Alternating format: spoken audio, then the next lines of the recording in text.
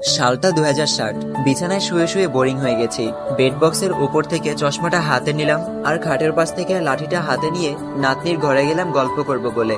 গিয়ে দেখি ল্যাপটপে কিছু একটা করছে। আমি যেতেই বলল, দাদুন তুমি বসো বসো, আমি টিউশনে যাব। বসলাম ওর ঘরে। ল্যাপটপটা খোলাই ছিল। চশমা চোখে দিয়েও ভালো দেখতে পারি না। হঠাৎ মনে পড়লো আজ কত যুগ ধরে ফেসবুকে যাই না, অথচ যে ছেলেটা না এখনকার বুড়োটা একসময় দিনরাত ফেসবুকে চ্যাটিং ছবি আপলোড দেওয়া নিয়ে ব্যস্ত থাকতো, অনেক কষ্টে পাসওয়ার্ডটা মনে করলাম। আইডিটা লগ ইন করে দেখি ইনবক্সে 8678টা মেসেজ।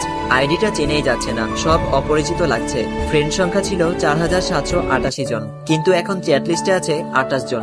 বৃদ্ধ হয়ে যাওয়ায় হয়তো ওরাও আর ফেসবুক চালায় না। ইনবক্সে ঢুকতেই আমার ক্লোজ কয়েকটা ফ্রেন্ডের মেসেজ।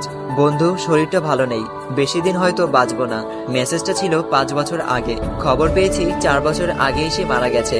আমার বেস্টিও 9 বছর আগে মারা গেছে। ওর সাথে চ্যাটিং গুলো পড়ে খুব ভালো লাগছিল। গ্রুপে ফ্রেন্ডদের সাথে কত মজা আড্ডা এসবই পড়ে আছে। ওদের অধিকাংশই মারা গেছে। এরপর চ্যাট লিস্টের একদম শেষে পেলাম তার মেসেজ। হ্যাঁ, আমার সেই পুরনো একতরফা ভালোবাসা। ওর কোনো খবরই জানি না। কত ভালোবাসতাম দুজন দুজনকে, কিন্তু ভাগ্যের পরিহাসে বিয়েটা হয়নি। আজ অনেকদিন পর তার কথা মনে পড়েছে। তার আইডিটাই ঢুকলাম। লাস্ট পোস্ট ছিল 16 বছর আগে। তার নাতনির সাথে ছবি। আরো একটু নিচে যেতে দেখলাম তার ফ্যামিলির ছবি। সে, তার স্বামী, মেয়ে, ছেলে আর নাতি নাতনি। খুব হ্যাপি ফ্যামিলি। ওকে যেদিন শেষ দেখেছিলাম চুলগুলো সেই রকম স্টাইল দেওয়া, পরনে লাল শাড়ি ছিল, কিন্তু এখন এই ছবিগুলোতে সাদা শাড়ি পরা। চুলগুলো সব সাদা, কিছু কিছু আবার মেহেদি দিয়ে লাল করা। হঠাৎ মোবাইলের স্ক্রিনে নিজের ছবিটা দেখলাম। আমিও তো বুড়ো হয়ে গেছি।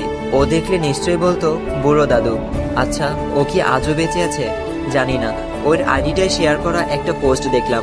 একজন ওর আইডির স্ক্রিনশট দিয়ে লিখেছে, এই দাদি গতকাল আনুমানিক বিকেল 5টায় হৃদক্রিয়া বন্ধ হয়ে মারা গেছেন। উনি যেন স্বর্গ লাভ করেন, এই আমার প্রার্থনা। পোস্ট পড়েই থমকে গেলাম। 5 বছর আগের পোস্ট। ও মারা গেছে তাহলে। হায় রে, কোথায় সেই একসাথে বাঁচবো বলে কথা দেওয়া দিনগুলো। অজান্তেই চোখের কোণে পানি এলো।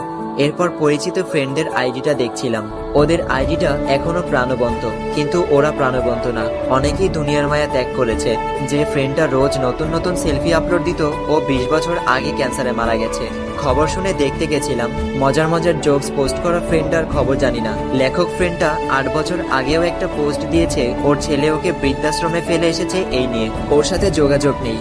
এরপর আমার আইডিটায় গেলাম। এত ট্যাগের ভিড়ে নিজের শেষ পোস্টটা পাচ্ছিলাম না।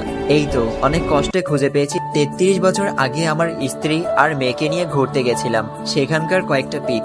আরো প্রিভিয়াস পোস্টগুলো পড়ে কখনো হাসলাম, কখনো কাঁদলাম। হঠাৎ নাতনি ডাক দিল, দাদু আমি রেডি, টিউশনে যাব, ল্যাপটপটা দাও। আমি বললাম,